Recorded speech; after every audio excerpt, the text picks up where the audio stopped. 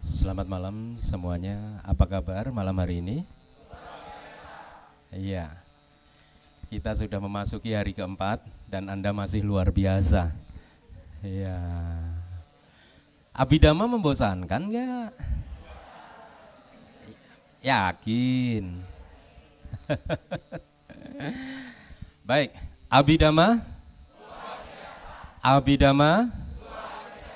Ya, terima kasih.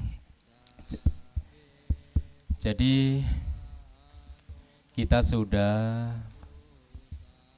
cukup banyak mempelajari ya dari hari pertama, kedua, dan ketiga kemarin.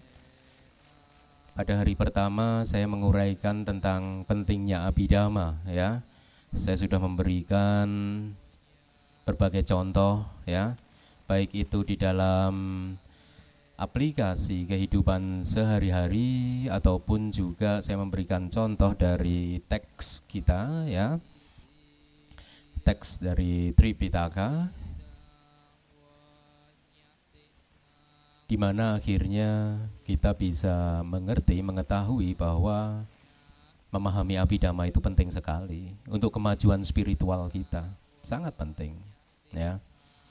Karena pada hakikatnya abidama adalah mempelajari tentang diri kita sendiri. Kemudian juga pada hari kedua saya menguraikan tentang kebenaran menurut ajaran Buddhis ya, menurut Buddhism, bahwa di dalam dunia ini Buddhism membedakan kebenaran di dalam dua tingkatan ya. Yang pertama adalah kebenaran konvensional yang sebenarnya pada hakikatnya tidak mempunyai satu eksistensi ya. Dia eksis hanya hasil dari proyeksi atau konstruksi mental kita ya. Kemudian level kedua dari kebenaran adalah kebenaran hakiki atau kebenaran puncak atau kebenaran apalagi ultima kalau di buku ini mungkin ya. Ya, itu artinya adalah satu kebenaran yang eksis sesuai dengan sifat dasarnya masing-masing. Jadi kesadaran yang akan kita pelajari, kemudian faktor-faktor mental ya, kemudian materi baik di dalam jasmani ataupun di luar jasmani, kemudian nibbana. Keempat hal tersebut adalah merupakan kebenaran hakiki. Mereka eksis, mereka ada. Mereka merupakan objek dari kebijaksanaan kita. Mereka merupakan objek buat wipasana kita, buat meditasi kita. Selama di dalam meditasi ya, Anda masih terjebak di dalam objek-objek konvensional ya. Anda masih terjebak dalam objek-objek dalam keseharian Anda, maka wipasana Anda belum mengalami satu kemajuan ya. Karena kebenaran hakiki adalah objek dari wipasana. Di sini menjadi sangat jelas bahwa abidama itu sangat penting sekali ya, sangat penting sehingga apa, sehingga nanti di dalam pengalaman-pengalaman meditasi Anda ya, karena di dalam pengalaman meditasi ya, meditasi itu tidak gampang ya. Banyak orang mengalami satu kegagalan di dalam meditasinya karena semata-mata sebenarnya mereka tidak dibekali oleh cukup pengetahuan yang pertama. Kemudian juga mungkin di dalam meditasinya, mungkin dalam melatih konsentrasi dan sati atau elingnya atau perhatian penuhnya itu tidak cukup kuat ya. Nah, pada saat konsentrasi dan perhatian penuhnya itu tidak cukup kuat, orang yang kurang pengetahuan ya, tidak memiliki cukup pengetahuan, tidak tahu apa yang harus diperbuat ya, akhirnya mereka menyerah, mereka meninggalkan latihannya ya. Tetapi kalau Anda mempunyai cukup pengetahuan tentang Dharma, Anda tahu pada saat Anda menemui kesulitan-kesulitan tertentu, Anda mengerti apa yang harus Anda lakukan ya. Di zaman Guru Agung kita masih hidup ya, Gautama Buddha masih hidup ya, siapa murid yang paling mengetahui segalanya ajaran Buddha? Ananda ya, yang Arya Ananda. Anda ingat ceritanya bagaimana beliau mencapai tingkat kesucian arahat? Beliau tidak membutuhkan guru. Artinya dalam latihannya saat itu ya. Besok ini mau diadakan konsili yang pertama, ya. Konsili yang pertama ini menurut rencananya akan dihadiri oleh 500 anggota sangga. Dari 500 anggota sangga itu 499 ya selain beliau semuanya sudah mencapai tingkat kesucian arahat. Nah, beliau merasa sedikit tidak enak hati kalau di dalam event atau di dalam satu acara yang sedemikian penting seperti konsili pertama itu sangat penting. Kenapa? Karena pada konsili pertama ini akan mengumpulkan ajaran-ajaran Buddha ini akan dikumpulkan ya sehingga tidak tercecer begitu ya. Sehingga nantinya bisa dirawat untuk diwariskan ke generasi-generasi berikutnya begitu. Padahal di konsili pertama ini yang Arya Ananda nanti akan berperan penting di dalam konsili tersebut. Nah, beliau berpikir kalau besok dia menghadiri konsili itu masih dalam keadaan hanya sebagai seorang Sotapana ya. Seorang Sotapana meskipun beliau merupakan makhluk suci tetapi masih mempunyai kekotoran batin. Betul? Masih mempunyai kekotoran batin sehingga beliau khawatir bahwa dengan kekotoran batin yang beliau masih punyai di dalam pertemuan keesokan harinya akan terjadi bias beliau tidak bisa memaparkan atau apa yang beliau paparkan nanti akan dipengaruhi oleh pandangan-pandangan pribadi beliau dan lain sebagainya atau ego-ego beliau, sehingga pada malam harinya gitu ya, sehari sebelum konsili pertama itu dilakukan, beliau berusaha keras berlatih dari pagi sampai malam, berlatih untuk mencapai tingkat kesucian arahat dengan harapan esok pagi dia bisa menghadiri konsili pertama itu sebagai seorang arahat yang sudah terbebas dari segala kekotoran batin, sehingga apapun yang akan beliau sampaikan di forum yang maha penting begitu tidak akan terkotori oleh kekotoran batinnya ya. Beliau sudah berusaha keras untuk berlatih untuk mencapai tingkat kesucian arahat tetapi tidak berhasil juga. Menjelang fajar gitu ya, beliau berpikir, saya udah berlatih keras gitu kan dari pagi, tapi tidak ada kemajuan apapun. Nah, beliau mengetahui bahwa usaha beliau terlalu kuat, ya. Kan ada di dalam latihan kita ini ada yang disebut panca indria, 5 indria ya, 5 spiritual kekuatan indria yang harus dibuat seimbang. Yang pertama adalah keyakinan harus dibuat seimbang dengan kebijaksanaan yang terakhir. Kemudian yang kedua itu usaha harus dibuat seimbang dengan yang keempat ya ini konsentrasi, dan yang tengah ini tidak perlu dibuat seimbang ya, sati atau perhatian penuh itu semakin tinggi semakin bagus. Nah, beliau menyadari bahwa usahanya dan konsentrasinya tidak seimbang. Ya, sehingga akhirnya beliau memutuskan untuk beristirahat ya, sedikit mengendorkan usahanya. Tetapi apa yang terjadi pada saat beliau sedikit mengendorkan usahanya ya, energinya malah tercapai kan tingkat kesucian sakadagami, anagami dan arahat di dalam satu momen yang sangat cepat. Nah, ini yang saya maksud bahwa mempunyai pengetahuan dharma itu sangat penting sekali. Penting sekali, tidak bisa kita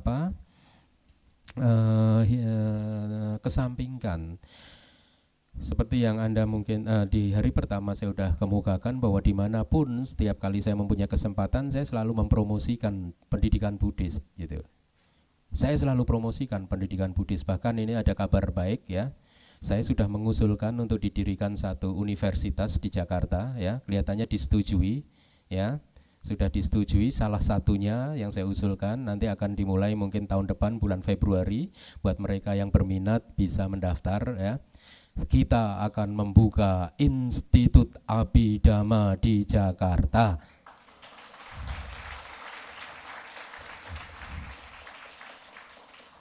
Ya, kita akan adakan institut itu di Jakarta. Jadi buat Anda yang pengen serius belajar Abhidhamma, mungkin mudah-mudahan bulan Februari tahun depan akan bisa segera dimulai ya. Kita sedang adakan persiapan-persiapannya gitu.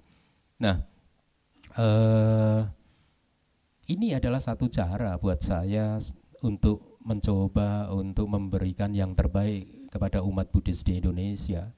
Karena saya berkeyakinan bahwa masa depan Buddhism di Indonesia itu terletak pada pendidikan. Kalau kita tingkatkan kualitas pendidikan kita, SDM kita, sumber daya manusia kita tingkatkan, maka ya Buddhism di masa depan ya akan berkembang. Akan berkembang ya.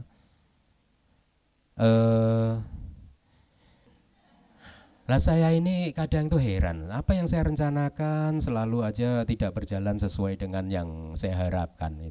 Dulu itu saya waktu memutuskan menjadi biku ya, waktu memutuskan menjadi anggota sangga, saya pikir dengan menjadi seorang anggota sangga itu mempunyai gaya hidup yang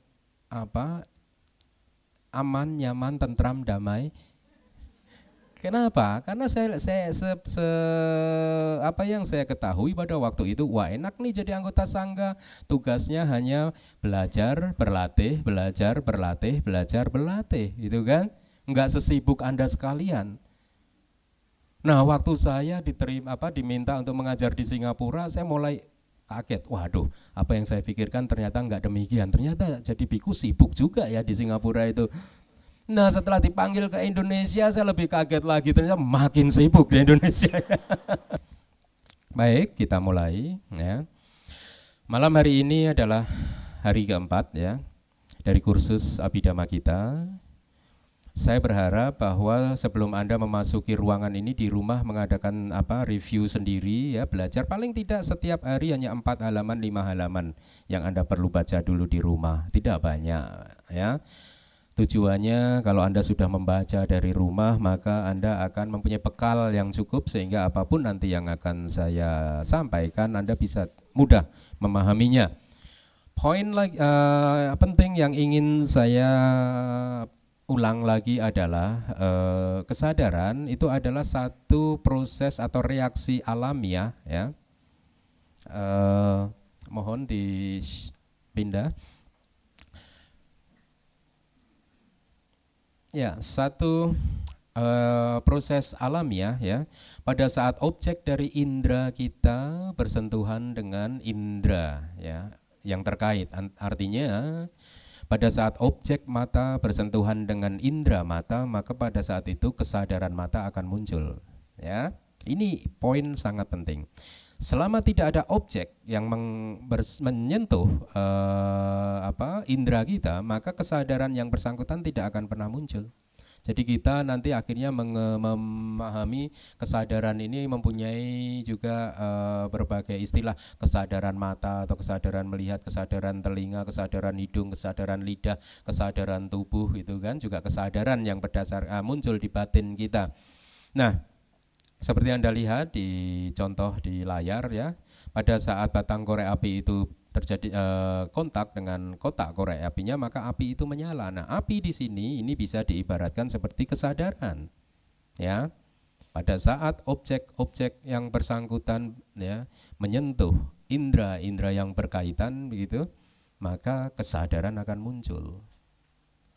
Begitu objek tersebut lenyap, kesadarannya pun lenyap. Nanti kan muncul objek baru lagi, kesadaran yang baru muncul. Setelah objek yang baru ini lenyap, maka dia lenyap lagi. Anda harus ingat bahwa pada saat satu kesadaran itu muncul kemudian lenyap, di mana itu terjadi dengan sangat cepat sekali ya, dia akan lenyap selamanya, tidak akan pernah muncul lagi. Kesadaran berikutnya yang muncul adalah sama sekali kesadaran yang baru. Mungkin saja mempunyai nama yang sama, tetapi kesadaran tersebut adalah kesadaran yang sama sekali baru. Ya, muncul, lenyap selamanya. Dia akan muncul lagi jenis yang baru ya. Kemudian lenyap untuk selamanya, tidak akan pernah muncul lagi. Ya. Nah, kejadian ini terjadi dengan sangat cepat sehingga karena kita masih tertutup oleh moha, batin kita masih tertutup oleh moha atau delusi atau kegelapan batin, maka kita tidak mampu melihat proses ini, sehingga sering-sering di dalam kehidupan kita mendapatkan kesan bahwa segala sesuatu di dunia ini kekal. Kita tidak mampu melihat semut-semut yang berbaris, yang kita lihat senantiasa garis hitamnya. Anda masih ingat kan? Contoh garis hitam ya, yang terdiri dari semut, individu-individu semutnya. Nah, tentunya untuk merealisasi individu-individu semut tersebut kita harus merealisasinya melalui meditasi, ya, melalui meditasi. Pada waktu saya mengadakan kursus di Ekayana gitu, ada satu peserta dari tradisi lain, dari tetangga gitu ya, dia ikut terus gitu. Terus kemudian pada waktu saya jelaskan yang begini, dia bilang ke saya bahwa dia tidak percaya, gitu kan, tidak percaya hal yang demikian ini. Nah saya bilang ya boleh nggak percaya gitu, nggak apa-apa kan nggak percaya. Terus saya tanya, Anda udah berusaha membuktikannya belum gitu? Belum gitu. Lah, belum kok sudah langsung nggak percaya gitu loh. Lah terus gimana membuktikannya? Cari supaya ini apa kita bisa melihat yang demikian. Ya meditasi saya bilang. Kalau nggak meditasi hanya mengandalkan logika saja ya seperti Anda gitu kan.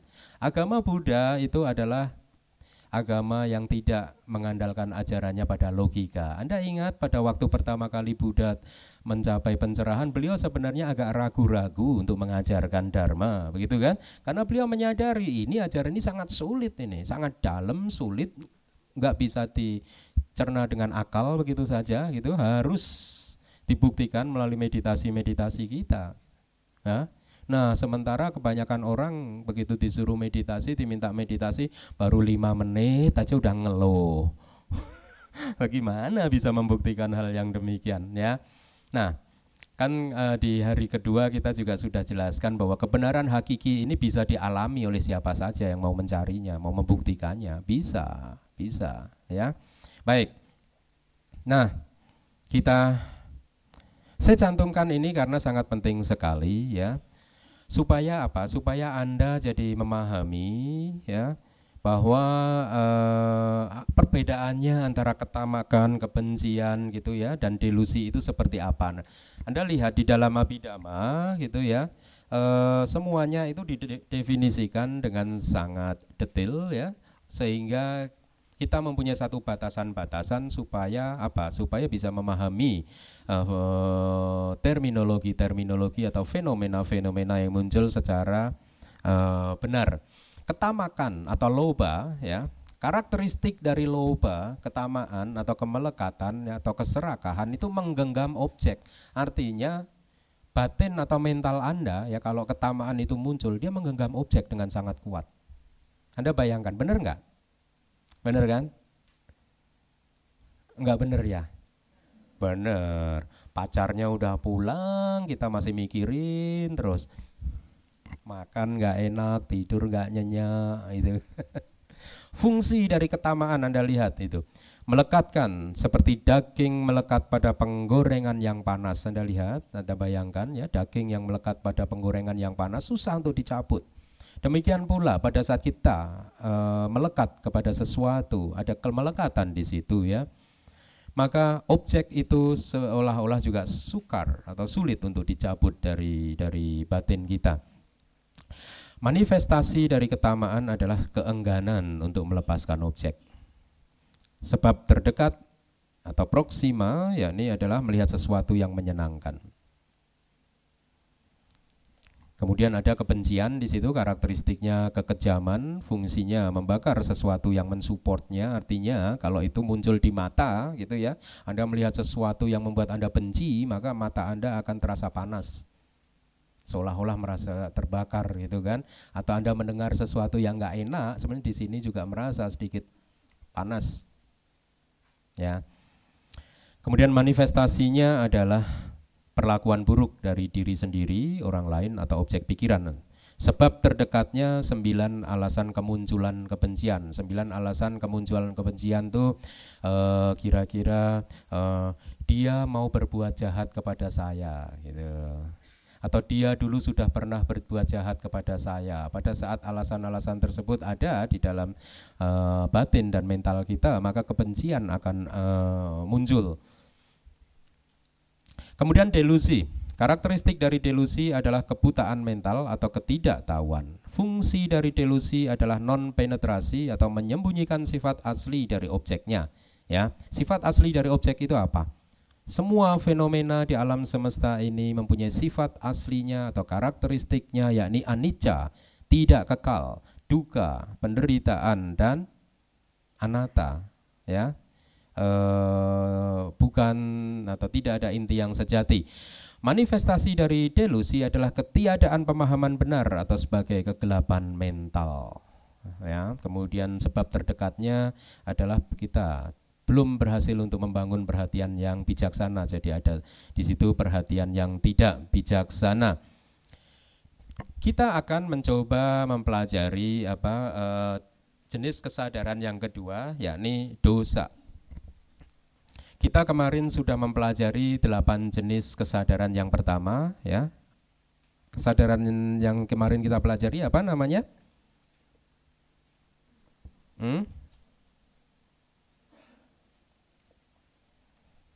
Apa? Mama. Apa? Kesadaran yang berakar pada keserakahan atau ketamaan. Yang berakar pada keserakahan atau ketamaan itu sebenarnya bukan berarti bahwa itu mempunyai akar loba kemudian muncul ke atas, bukan. Semata-mata kesadaran yang kita kemarin bicarakan itu disertai oleh loba. Loba itu satu energi mental, ya. Ketamaan, keserakahan itu satu energi mental, energi batin kita, ya. Kita mempunyai 52 jenis dari energi mental tersebut. Ya, salah satunya adalah loba. Kemudian malam hari ini kita juga akan mempelajari dosa, yakni kelompok yang kedua itu. Ada 2 lingkaran, ya, 2 jenis kesadaran dari kelompok yang kedua itu disebut atau dinamakan sebagai kesadaran yang berakar pada dosa atau kebencian. Di sini dosa mencakup segala tingkatan pemikiran antipati. Dari kemarahan yang membabi buta hingga ke ketergantungan mental yang sangat halus, ya. Jadi intinya adalah pada saat dosa ini muncul, gitu ya. Pada saat kesadaran yang berakar pada kebencian ini muncul, sikap mental kita menolak kepada objeknya. Ada antipati di situ, ada perasaan tidak nyaman di situ. Nah, sekarang Anda tahu, pada saat Anda kapanpun, dimanapun Anda memunculkan satu perasaan yang tidak nyaman di dalam batin Anda, pada saat itu kesadaran yang berakar pada dosa sedang berlangsung. Sering orang beranggapan bahwa pada saat perasaan tidak nyaman itu muncul, aduh saya sedang memetik buah karma buruk saya. Tetapi saya katakan di sini bahwa pada saat setiap kali perasaan yang tidak nyaman itu muncul, ya, Anda sedang memetik buah karma buruk Anda. Melakukan karma buruk. Karena sebenarnya, ya, jadi intinya begini. Di dalam hukum karma, di dalam Abhidhamma, pada saat Anda melihat objek-objek yang tidak mengenakan Anda, tidak baik gitu ya, itu sebenarnya Anda sedang memetik buah karma buruk Anda. Tetapi sebenarnya, ya, pada saat Anda sedang memetik buah karma buruk Anda, perasaan yang muncul adalah perasaan netral, equanimitas. Tidak ada perasaan sukacita, tidak ada juga perasaan yang tidak nyaman. Perasaannya hanya netral. Jadi intinya, pada saat Anda melihat sesuatu yang tidak mengenakan, tidak bagus, atau mendengar sesuatu yang tidak bagus, mencium sesuatu yang tidak mengenakan, mengecap satu cita rasa yang tidak mengenakan, menyentuh sesuatu yang tidak mengenakan, pada saat itu Anda sedang memetik buah karma buruk Anda. Sebenarnya perasaannya hanya netral saja. Tetapi reaksi-reaksi Anda akan memunculkan perasaan-perasaan tertentu. Mungkin kalau objeknya itu menyenangkan, Anda akan muncul perasaan sukacita. Pada saat itu mungkin satu jenis kesadaran yang berakar pada ketamaan itu muncul, kemelekatan muncul. Ya. Atau kalau objeknya itu tidak menyenangkan, akan reaksi Anda akan bereaksi sehingga akan memunculkan satu perasaan yang tidak nyaman, ya, ketidaksenangan muncul. Ini adalah reaksi Anda dari objek terhadap objek tersebut. Ini adalah karma baru, bukan buah dari karma Anda. Jadi Anda sekarang mendapat satu pengetahuan baru, ya, apapun. Kalaupun Anda di dalam perjalanan Anda menuju wihara Dharma Sukha, di dalam perjalanan Anda bertemu dengan objek-objek yang tidak baik, ya, atau mungkin seseorang datang memaki-maki Anda gitu, Anda ingat bahwa saya sedang memetik buah karma buruk saya sendiri. Untuk itu sudah sepantasnya saya tidak boleh menyalahkan orang tersebut. Orang tersebut memaki-maki saya karena saya sendirilah yang menanamnya. Saya ada pengalaman nyata di Singapura. Waktu saya di Singapura, di tempat wihara saya di wihara di tempat saya tinggal itu ada anti tante-tante gitu ya. Dia itu agak kurang sehat. Dia sudah ikut di wihara itu selama 20 tahun lebih, ya. Pada waktu pertama kali dia masuk ke wihara, ya, dia itu bisa copot baju, kemudian jalan-jalan keliling wihara, telanjang gitu. Gila, orang gila gitu. Bahkan sampai keluarganya sendiri pun membuang dia, nggak mau ngurusin dia. Akhirnya kepala wihara di tempat saya tinggal dulu ya, 20 tahunan yang lalu berbaik hati untuk menerima dia tinggal di sana. Sehingga setelah 20 tahun hidup di wihara, pelan-pelan sebenarnya dia udah mulai agak sehat. Enggak separah 20 tahun sebelumnya. Dia sudah mulai bisa diajak ngobrol gitu ya. Nah karena dia ini memang ya kurang sehat ya. Dia tahu kalau saya nggak bisa ngomong Hokkien. Dia tahu ya. Dan dia juga nggak bisa ngomong Inggris. Gitu kan. Jadi komunikasi di antara kita udah terhambat gitu. Tetapi dia itu paling seneng ngobrol sama saya. Iya. Wah, dia ngajak ngobrol sama Hokkien gitu sama saya. Kan saya nggak paham ya, saya ketawa-ketawa aja gitu. Dia seneng gitu. Iya, bahkan sampai terakhir saya pulang ke Indonesia, saya pamitan sama dia, itu dia sempat nangis juga. Nah, satu hari mungkin dia mengamati. Jadi ceritanya begini.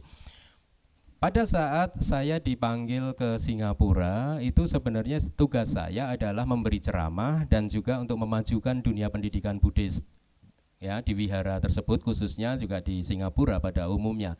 Jadi saya hanya diberi tugas itu untuk ya di bidang pendidikan. Kepala wiharanya membebaskan saya dari segala jenis pekerjaan yang berat, menyapu wihara, membersihkan ini, itu saya dibebaskan. Karena dia menyadari bahwa tugas pendidikan ini tidak gampang ya. Di seluruh wihara yang cukup besar hanya saya yang diberi tugas untuk itu, bantai-bantai yang lain tidak bisa membantu saya, sehingga sama sekali saya dibebaskan dari pekerjaan-pekerjaan yang berat ya, pekerjaan fisik yang berat gitu. Nah, anti ini ternyata mengamati gitu kan. Wah, ini Bante yang dari Indonesia ini mungkin ini pikiran dia ini, oh nggak pernah kerja ini. Pada saat yang lainnya sapu-sapu halaman atau tebang pohon ini ya, bikin rapi wihara, saya di kamar aja gitu kan. Nah dia mungkin sudah ngamatin ini, jengkel. Pada saat saya mengajar Abhidhamma di depan murid-murid begini ini ya, pada saat break itu dia itu juga ikut naik. Kadang dia dulu memang seneng ikut saya gitu ya, dia kadang ikut dengerin gitu. Nah hari itu saya sedang memetik buah karma buruk saya gitu. Pada saat break itu saya keluar di depan orang-orang banyak ya, dia panggil saya itu Ajan. Ajan tahu ya, Ajan itu guru gitu ya. Karena di wihara di tempat saya tinggal adalah wihara Thailand. Ya, jadi saya dipanggil Ajan. Ajan, lu Ajan, lu cia cuy meo cokang.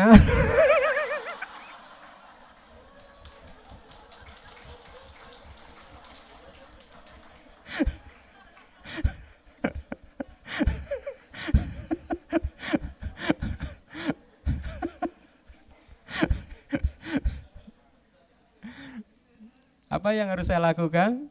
Saya tersenyum. Saya sadar bahwa saya sedang memetik buah karma buruk saya. Sampai murid-murid yang lain malah memarahi dia. Saya bilang jangan dimarahin, nggak apa-apa kok. Jadi pada saat mendengar hal yang demikian itu, begitu kita sedang memetik buah karma buruk kita. Kita tidak boleh bereaksi secara negatif, ya. Jadi singkat cerita, akhirnya kita menjadi sahabat. Saya berpikir positif saja, nggak apa-apa. Dia ngajak ngomong saya Hokkien terus, saya nggak paham. Dia nggak paham bahasa Inggris, nggak apa-apa. Lama-lama saya paham Hokkien. Jadi saya berpikir positif. Ah, ini dia guru Hokkien saya ini. Iya. Jadi begitu, apapun yang Anda alami, kalau itu menyenangkan ya atau tidak menyenangkan, maka itu buah karma buruk Anda. Tetapi perasaan yang muncul, perasaan sukacita ataupun perasaan ada antipati, ketidaknyamanan, itu adalah reaksi-reaksi Anda. Itu merupakan karma baru. Anda menciptakan karma baru. Karena sebenarnya pada saat Anda menerima atau memetik buah karma Anda, perasaan yang muncul itu perasaannya hanya netral saja, ya. Baik. Jadi mari kita lanjutkan.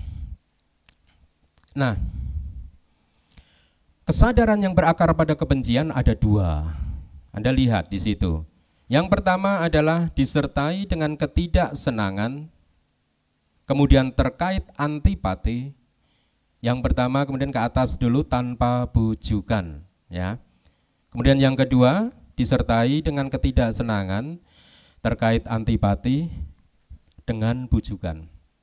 Kita kemarin sudah bicarakan tanpa bujukan dan dengan bujukan itu seperti apa, ya. Kemudian di sini mungkin yang perlu dijelaskan adalah disertai dengan ketidaksenangan. Jadi pada saat muncul ketidaksenangan, artinya batin Anda berada di dalam posisi yang kurang baik, ya.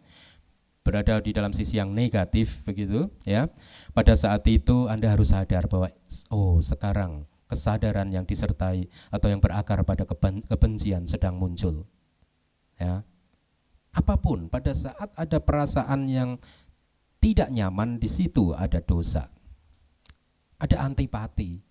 Antipati itu berasal dari kata Pali patiga. Patiga itu artinya memukul.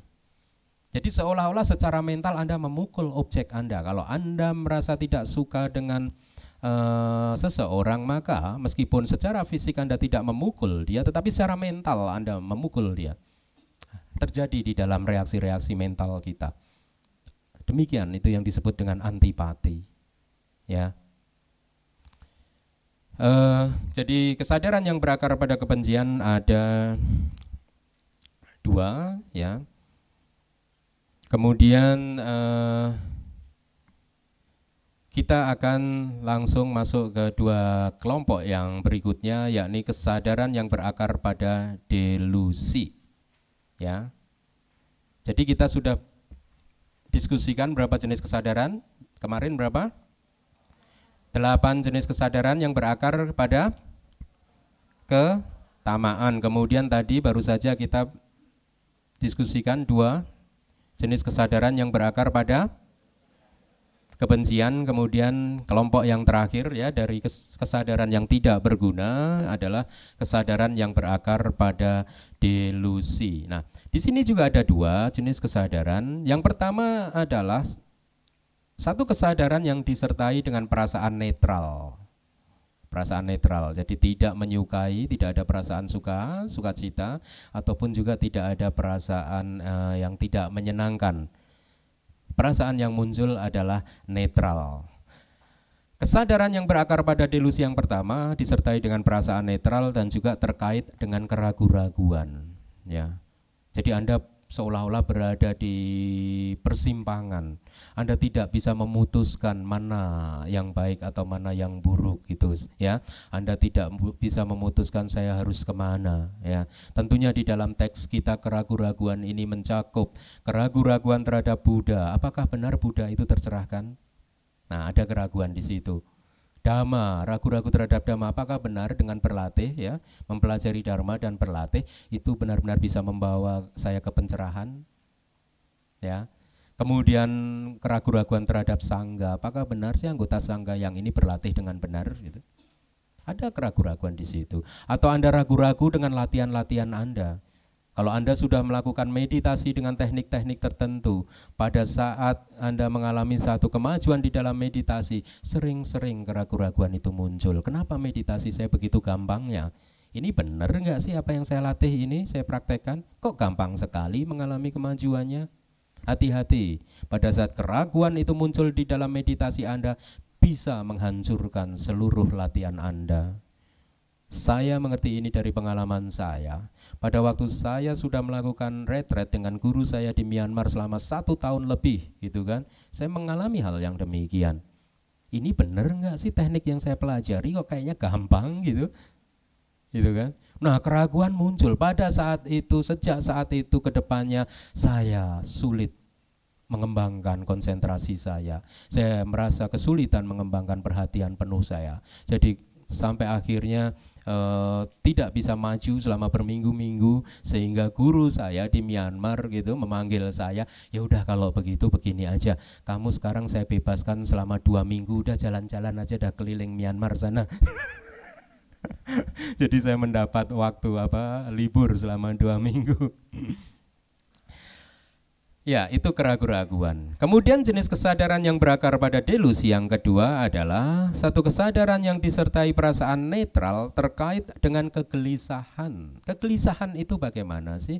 Kegelisahan itu berasal dari kata Pali, uddaca, artinya begini. Artinya adalah satu situasi di mana batin Anda, kondisi mental Anda atau pikiran Anda tidak bisa berada dengan objeknya. Jadi seolah-olah batin Anda, uddaca itu, itu di atas, daca itu bergoyang. Jadi hanya bergoyang-goyang di atas objek. Anda tidak bisa menangkap objeknya. Anda pengen memfokuskan ini kepada sesuatu gitu ya, tetapi tidak bisa. Seperti pikiran Anda mengambang ke sana kemari. Tidak jelas apa yang ditangkap oleh pikiran Anda. Ini yang disebut kegelisahan menurut arti Abhidhamma, ya. Kegelisahan menurut arti Abhidhamma adalah satu kondisi mental di mana mental Anda atau batin Anda berada di atas objek, hanya bergoyang-goyang, bergetar di atas objek, tidak bisa menangkap objek dari kesadaran Anda secara penuh, secara jelas, ya. Nah, berikutnya kita ada beberapa contoh untuk kesadaran yang berakar pada kebencian dan delusi. Yang pertama, seorang ibu mencemaskan masa depan putrinya. Nah, para ibu, jawabannya apa nih?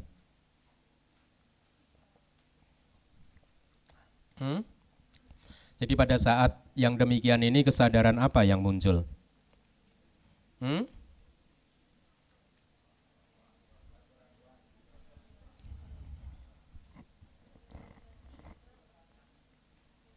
Pada saat Anda cemas yang muncul perasaannya apa?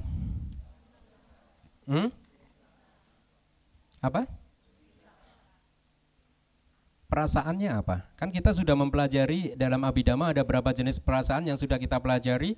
Pada hari pertama ada 2, yakni sukacita dan netral, equanimitas. Kemudian ini tadi kita pelajari tidak menyenangkan.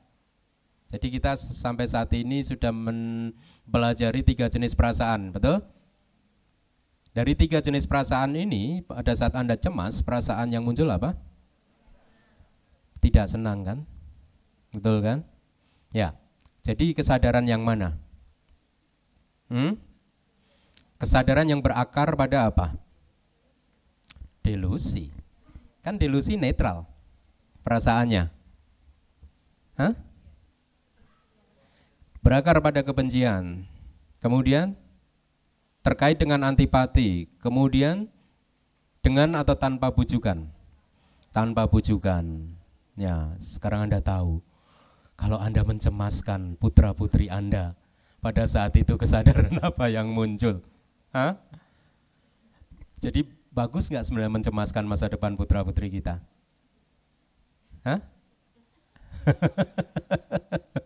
Kalau saat itu yang muncul adalah kesadaran yang berakar pada kebencian, ya, maka sudah jelas ini bukan merupakan hal yang positif, ya. Ya, kebencian itu bisa berupa apa saja. Dosa, ya, dari kata Pali dosa itu bisa berarti kemarahan, kebencian, ya.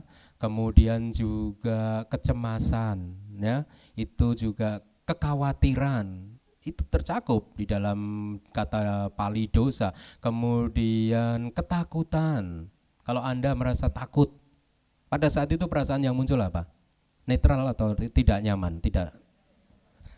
Iya, jadi takut pun juga itu bukan hal yang bagus menurut Abhidhamma.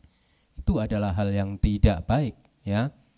Dalam bentuk apapun, atau mungkin juga kalau kita sudah mempelajari tentang energi-energi mental yang termasuk di dalam grup dosa atau kebencian, itu ada yang namanya isa dalam bahasa Pali, yakni kecemburuan. ya. Macarya, kekikiran, ya. Kemudian kukuca itu penyesalan. Penyesalan pun begitu. Anda menyesali sesuatu yang sudah terjadi. Aduh, kenapa sih saya melakukan hal yang bodoh itu? Aduh, kenapa sih kemarin saya tidak melakukan hal yang baik itu? Jadi penyesalan-penyesalan begini ini menurut Abhidhamma itu adalah tidak baik. Satu kondisi mental yang tidak baik. Dalam bentuk apapun gitu. Ya, ada satu cerita tentang seorang yang sudah cukup tua gitu. Dia berdua ini menempati satu kamar yang sama di dalam rumah sakit gitu. Ya. Mereka berdua adalah pasien yang tinggal di satu rumah sakit, menempati kamar yang sama, tetapi di dalam kamar tersebut hanya mempunyai satu jendela. Nah, pasien yang satunya ditempatkan tempat tidurnya persis di dekat jendela, pasien yang lainnya itu ditempatkan di satu ujung yang lain jauh dari jendela. Mereka tinggal menanti saat-saat terakhir di dalam kehidupannya. Penyakitnya sudah sangat parah, sudah tidak ada harapan lagi untuk hidup. Mengetahui bahwa hari-hari kehidupannya sebentar lagi akan berakhir. Salah satu pasien yang tidur jauh dari jendela setiap hari hanya mengeluh saja. Aduh, kenapa hari-hari terakhir di dalam kehidupan saya ini terasa hampa. Sanak saudara tidak ada yang menengok saya. Sudah begitu, saya setiap hari hanya tiduran saja di atas tempat tidur ini. Jadi kedua-duanya tidak mampu untuk berdiri dari tempat tidurnya. Ya. Tetapi sebaliknya, pasien yang tidur di dekat jendela, ya, dia mempunyai kesempatan untuk bangkit dari tempat tidurnya itu setiap kali sehabis makan siang. Ya, karena dia harus mengalirkan cairan-cairan di dalam tubuhnya supaya bisa mengalir keluar begitu, maka dia akan dibangunkan oleh suster-susternya. Nah, pasien yang berada jauh dari jendela setiap kali mengeluh kepada temannya. Dia merasa bahwa hidupnya ini sudah hampa sekali, sudah nggak ada sanak saudara yang memperhatikan dia. Sudah begitu setiap hari yang dilihat hanyalah atap dari rumah sakit tersebut. Dia sudah tidak bisa menikmati indahnya dunia luar lagi. Bahkan untuk berjalan-jalan, ya, untuk sebentar saja sedikit menengok ada apa kejadian di luar sana, dia pun sudah tidak mampu. Mengetahui hal tersebut, pasien yang tidur di dekat jendela merasa kasihan. Merasa kasihan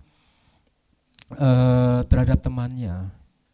Sehingga akhirnya dia berinisiatif untuk setiap kali dia diberi kesempatan untuk bangkit dari tempat tidurnya, setelah itu dia akan menengok keluar jendela. Dia akan menceritakan indahnya dunia di luar sana. Dia bercerita bahwa di luar sana ada danau yang indah dengan airnya yang bening. Di dalam danau tersebut, ya, ada angsa-angsa yang cantik berenang ke sana kemari. Jadi semuanya dia ceritakan kepada temannya dengan harapan akan muncul satu kebahagiaan pada diri temannya. Sehingga dia merasa, ya, dengan harapan supaya temannya itu tidak merasa bahwa saat-saat terakhir di dalam kehidupannya hampa. Jadi setiap hari dia akan menceritakan apa yang dia lihat di luar sana. Dia akan bercerita betapa di dalam danau tersebut ada banyak perahu, ya. Ya, di dalam perahu itu diisi dengan para muda-mudi, serta ada juga yang suami istri membawa anak-anaknya untuk naik perahu keliling danau tersebut. Kemudian di dalam danau tersebut ada bunga-bunga yang sangat cantik, ada pohon-pohon yang rimbun, di bawah pohon ada muda-mudi yang saling berpacaran. Ada yang ketawa. Ya, jadi setiap hari dia ceritakan. Setiap hari temannya mendengarkan penjelasan yang diceritakan oleh sahabatnya. Secara perlahan muncul kebahagiaannya. Meskipun dia tidak bisa melihat secara langsung, tetapi dengan penggambaran dari temannya yang cukup deskriptif tersebut, dia mulai membayangkan. Ada rasa kebahagiaan muncul dari batin dia. Nah,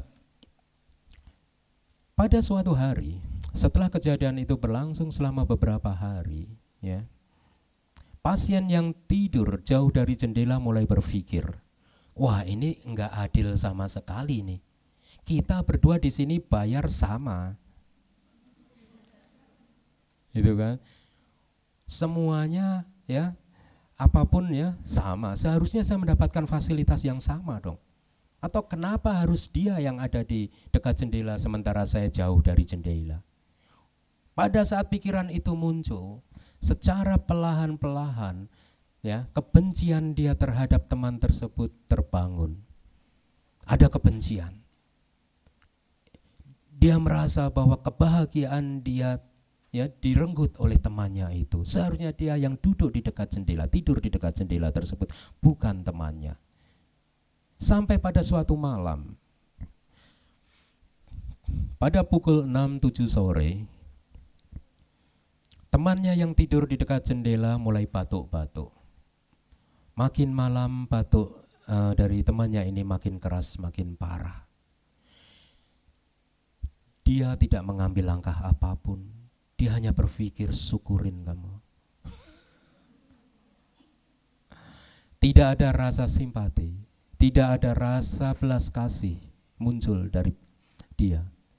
Sampai batuk-batuk itu menjelang tengah malam makin keras, makin keras. Dia tidak mengambil langkah apapun. Sebenarnya dia bisa mengambil langkah dengan memencet tombol yang di dekat tempat tidurnya untuk memanggil perawatnya untuk masuk ke dalam kamar. Tetapi itu pun tidak dia lakukan karena kebenciannya tersebut.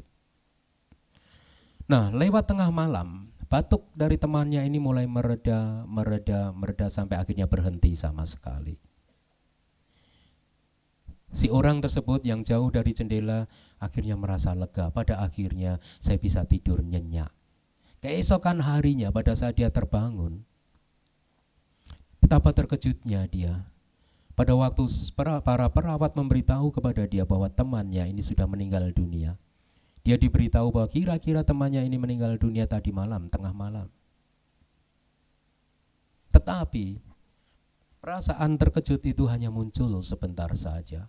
Kemudian pikirannya ya, yang sudah dipenuhi oleh kemelekatan tadi, keinginannya untuk tidur di dekat jendela muncul lagi. Berarti setelah ini saya bisa pindah ke tempat tidur itu. Saya akan mendapat kesempatan untuk menikmati dunia luar ini dengan mata saya sendiri. Kemudian dia buru-buru berkata kepada para perawat, nanti setelah semuanya diberesin, apakah saya bisa pindah ke tempat tidur tersebut?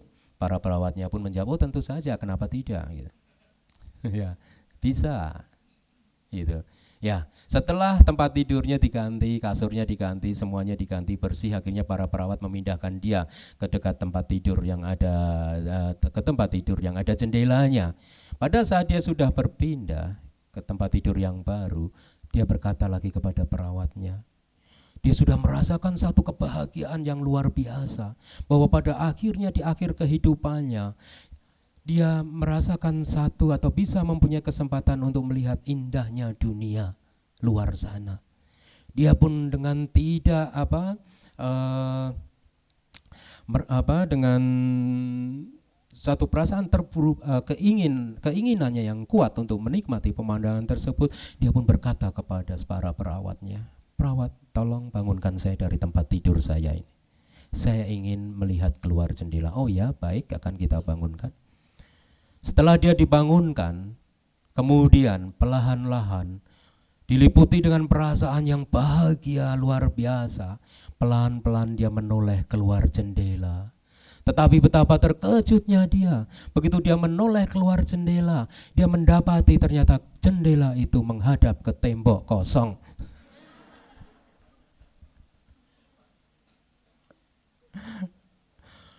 Mendadak dia teringat kepada teman yang baru saja meninggal. Betapa teman yang tadinya dia benci ini adalah merupakan teman yang baik. Dia mengorbankan waktunya, ingin membuat dia bahagia, menceritakan dengan imajinasi dia sendiri. Dia mencoba untuk menceritakan apa yang terjadi di luar sana, hanya untuk membuat dia bahagia. Tetapi apa yang dia balas? Kebencian itu muncul. kecemburuan itu muncul, ya. Nah kita itu kan sering demikian. Ada orang berbuat baik sama kita, bukannya kita membalas kebaikan dengan kebaikan, malah berpikir, jangan-jangan ada maunya nih orang nih. Wah ini saya harus waspada nih, harus hati-hati nih. Sering nggak sih gitu? Hah? Jadi pada saat hal yang demikian itu muncul, Anda harus ingat, pada saat itu kesadaran Anda berada di dalam satu titik yang kurang baik, satu kondisi yang negatif. Kesadaran yang berakar pada kebencian sedang muncul. Baik. Contoh yang kedua. Setelah mendengar penjelasan ayahnya, seorang anak menjadi sedih karena ditipu temannya. Kesadaran apa yang muncul pada anak tersebut?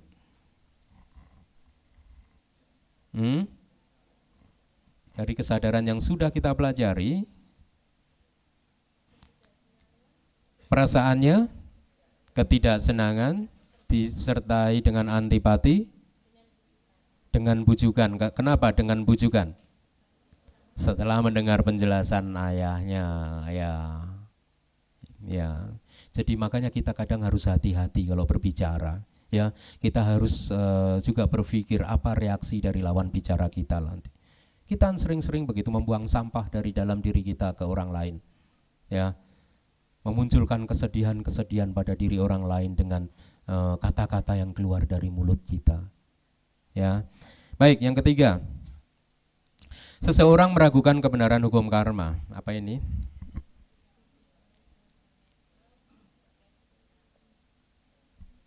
Disertai dengan perasaan netral terkait dengan keraguan. Baik. Yang keempat. Nah, dibaca mari.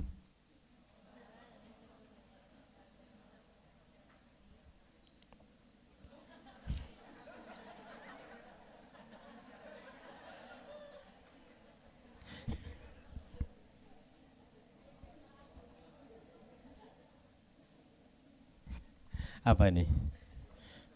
Kesadaran yang mana?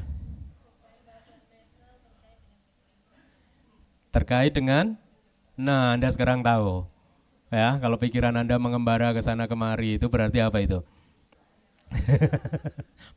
Baik atau buruk? Iya, sekarang pinter.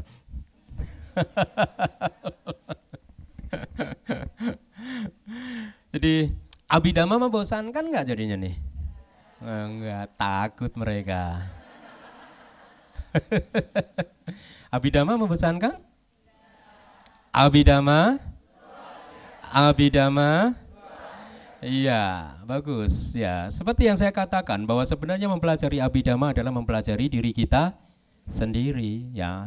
Jadi mudah-mudahan dengan sampai hari keempat ini Anda mulai paham, ya, tentang apa sebenarnya yang ada di dalam batin dan pikiran Anda. Apa yang tadinya Anda anggap bagus ternyata menurut abidama belum tentu bagus gitu. Jadi Anda akan mulai berhati-hati. Tujuan dari latihan spiritual kita adalah melepas semuanya, betul ya? Untuk bisa melepas semuanya, pertama yang harus kita lepas adalah hal-hal yang negatif dulu. Untuk bisa melepas hal-hal yang negatif, syarat yang pertama Anda harus tahu dulu mana yang negatif, mana yang positif. Kalau Anda tidak tahu mana yang negatif dan mana yang positif, ya, Anda beranggapan bahwa Anda sudah melepaskan yang negatif, ternyata yang Anda lepas yang positif. Karena yang positif semuanya Anda lepas, maka yang tertinggal di dalam diri Anda adalah yang maka tidak mengherankan kalau banyak umat yang depresi. Karena keliru berlatih, ya. Tapi memang umat Jakarta ini nekat. Saya jadi teringat. Saya ini kan mendapat pengalaman sejak dari dulu gitu sebelum ke luar negeri, kemudian waktu di Myanmar, ya, kemudian waktu di Singapura gitu. Saya itu sampai hafal. Setiap kali ada orang sakit gitu ya, sakit keras di rumah sakit gitu ya, kalau dia minta saya Bante tolong bisa Bante berdoa di rumah sakit gitu ya, selalu saya ingat-ingat setelah saya habis berdoa tidak lebih dari 4 hari orang tersebut meninggal.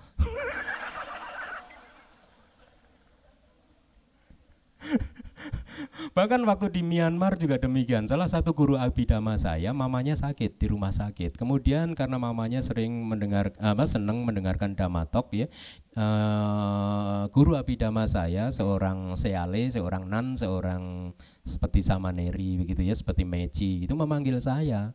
Bante, tolong bisa kasih Dhamma di sana untuk mama, kemudian sekalian di blessing, nanti diberi ini, ya, berdoa untuk mama saya. Saya katakan pada guru saya, menurut pengalaman saya ya, setiap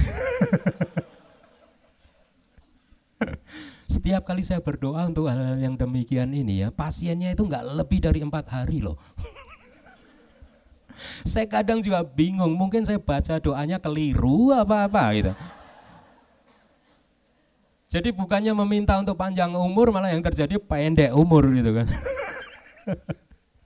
Nah, tetapi guru saya abhidhamma ini bilang nggak apa-apa Bante, udah nggak apa-apa kalau memang karmanya udah harus begitu, habis di sini ya nggak apa-apa. Ya sudah, saya ke rumah sakit, ya kejadian gitu, hari ketiga dia ngabarin saya. Gitu.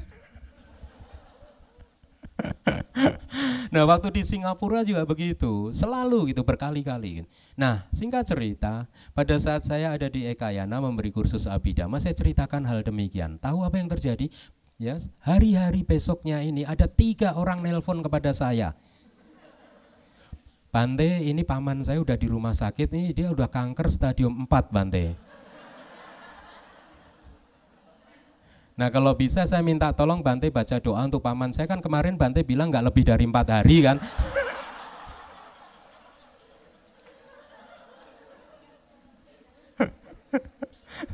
Loh, ini orang gimana, saya bilang gitu. Jadi terpaksa saya tolak loh. Saya tolak semuanya, saya tolak. Saya katakan pada dia gitu, kalau Anda mempunyai pikiran yang demikian, Anda nanti akan melanggar sila pertama loh. Membunuh loh. Loh, sayanya juga khawatir kan.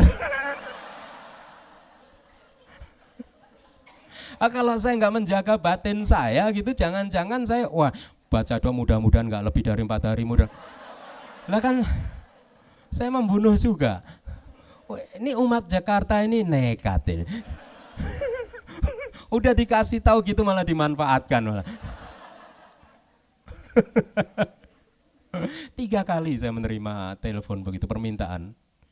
Ya tujuannya sama, semua berkata gitu kan. Bante bilang nggak lebih dari 4 hari. Ini mengherankan nih orang-orang kita ini. Ya, jadi kita juga harus berhati-hati gitu ya, dengan bisa membaca pikiran kita dengan jelas. Ya. Sehingga kita tidak jatuh pada satu perbuatan yang buruk gitu. Apalagi sebagai biku begini ya, karena setiap hari gitu kita mendapat kesempatan yang lebih untuk membaca, mempelajari pikiran kita gitu ya. Jadi kita juga makin berhati-hati, saya sendiri makin berhati-hati. Sebagai seorang biku, kalau saya terlibat ke hal yang demikian ya, melanggar atau membunuh makhluk hidup, maka itu adalah peraturan berat. Saya melanggar peraturan berat, sehingga otomatis saya harus lepas jubah. Ya, seorang biku tidak diperbolehkan begitu. Kalau dia melanggar aturan yang ini, dia harus lepas jubah, dan seumur hidup sudah tidak bisa memakai jubah lagi. Ya, kalau saya nggak lepas jubah gitu ya, meditasi saya nggak bisa maju, gitu.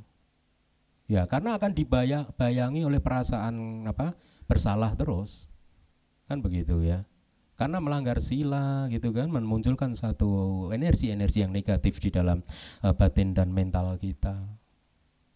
Ya makanya sebenarnya di sini juga saya sampaikan, maka buat Anda semua peserta di sini ya, jangan sekali-sekali memanggil saya ke rumah sakit ya. Kecuali dengan maksud-maksud yang baik. Kalau terus itu ada yang telepon loh, 1 orang dari 3 ini dia telepon, kan Bante kemarin bilang nggak lebih dari 4 hari, coba. Kan repot. Nekat bener gitu ya. Iya. Tapi ya kayak gitu, seperti yang sering saya uraikan gitu ya, kehidupan sebagai biku ini kan aman, nyaman, tentram, damai gitu kan. Oh ya masih aja ini pada nggak mau jadi biku gitu loh. Cerita ini adalah cerita tentang bekas biku. Tapi ini cerita benar, terjadi benar, benar-benar terjadi di Myanmar. Bahkan beliau ini masih hidup, masih sebagai seorang biku. Jadi ceritanya begini. Eh, Pada waktu beliau ini berumur 28 tahun, ya, beliau sudah menjadi biku samanera sejak masih muda.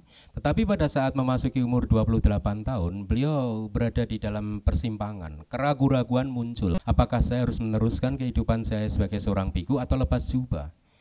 Dia sebenarnya sudah ada ketertarikan kepada satu gadis di desanya. Dia berada dalam kondisi indecision, nggak bisa memutuskan. Selama berminggu-minggu gitu pikirannya dipenuhi oleh ketidakmenentuan gitu. Nah, sampai akhirnya ya dia memutuskan untuk bermeditasi di salah satu pagoda di Myanmar sana, ya, satu pagoda yang cukup terkenal. Dia masuk ke pagoda tersebut untuk bermeditasi dengan harapan dia mendapatkan satu inspirasi atau satu kebijaksanaan sehingga dia akhirnya bisa melihat permasalahan ini dengan sejelas-jelasnya sehingga dia bisa memutuskan jalan mana yang harus dia ambil. Jadi dia kemudian pada sore hari itu dia masuk ke pagoda, dia bermeditasi, menenangkan diri, ya, dengan tujuan untuk bisa mengambil satu keputusan yang sangat penting di dalam kehidupannya. Nah, pada saat dia sedang bermeditasi gitu ya, meditasinya udah hening gitu, dia mendengar tiba-tiba ada seseorang duduk di dekat dia. Mungkin tidak terlalu dekat gitu, tapi dia mendengar. Kalau Anda bermeditasi pada saat pikiran Anda hening, pikiran Anda menjadi sangat tajam sekali kan. Jadi gerakan apa yang ada di sekeliling Anda bisa mendengarnya. Nah, dia mendengar, merasakan bahwa ada seseorang yang bersimpuh juga tidak jauh dari tempat dia bermeditasi. Tidak lama kemudian, dia mendengar orang tersebut berdoa. Dan betapa terkejutnya dia bahwa suara doa tersebut muncul dari suara seorang perempuan. Waduh. Perempuan itu berdoa kepada para Buddha, ya, di masa lalu, saat ini, dan masa depan, kepada para dewa yang menjaga pagoda ini, ya. Saya memperkenalkan diri, namanya begini gitu. Kemudian dewa gitu, dia berkata di dalam doanya, dia mengucap lirih sekali gitu, tetapi biku ini bisa mendengarnya apa yang dia panjatkan. Dewa, saat ini saya sudah berumur 26 tahun. Wah, bikunya udah, saya 28 tahun gitu. Bukan saya 40 lebih.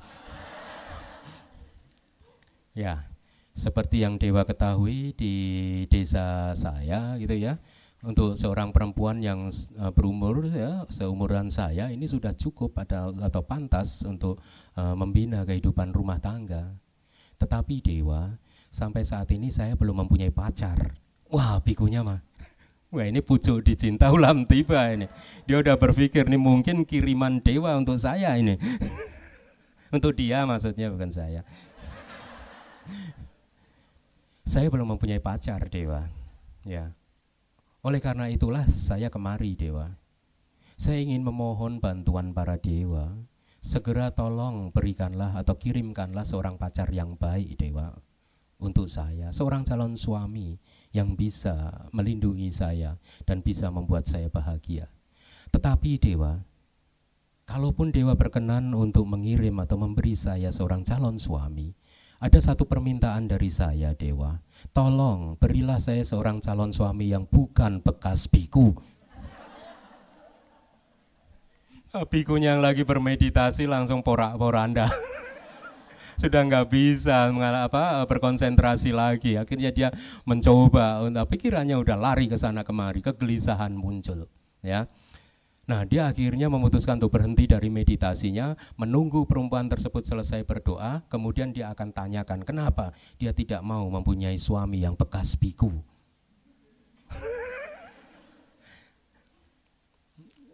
Nah, setelah perempuan itu selesai berdoa, kemudian dia keluar dari pagoda. Seketika itu pula Bante tersebut keluar atau menyelesaikan meditasinya, kemudian berlari menghampiri perempuan tersebut. Mbak, katakan gitu. Saya mohon maaf ini Saya tadi bukannya menguping apa yang Mbak panjatkan di dalam doa Mbak gitu ya, tetapi karena tadi Mbak berdoanya itu keluar suara gitu, lirih, saya sempat mendengarnya. Kalau saya tidak salah, Mbak tadi minta kepada dewa untuk mengirimkan seorang calon suami. Apakah betul? Iya betul. Mbak ingin menikah? Iya betul. Kemudian kalau saya tidak salah, Mbak tadi juga meminta kepada dewa untuk mengirimkan calon suami yang bukan bekas biku. Apakah betul? Iya betul. Nah Mbak, kalau boleh tahu, kenapa Mbak nggak mau menikah dengan seorang bekas biku? Kenapa? Gitu. Kemudian perempuan tersebut berkata, bagaimana mungkin Bante saya menikah dengan orang yang tidak bijaksana seperti itu? Terus Bantenya bertanya, emang kenapa bekas biku kok nggak bijaksana? Ya gimana, bayangin aja Bante, sebagai seorang biku, dia ini kan manusia yang terhormat Bante. Kita semua menghormati.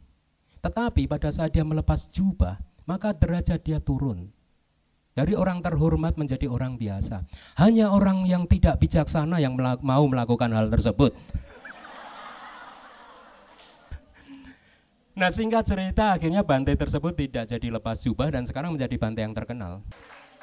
Kemudian masyarakat Myanmar mempercayai bahwa perempuan tersebut adalah dewa yang ingin tidak menginginkan Bante tersebut untuk lepas jubah. Jadi beruntunglah Bante tersebut. Nah saya pun juga demikian. Nggak pernah sih pengen lepas jubah itu nggak pernah. Tapi kalaupun muncul ya saya pengen lepas jubah, saya ingat cerita ini. Oh saya nggak mau. Karena saya tidak mau menjadi orang yang tidak bijaksana.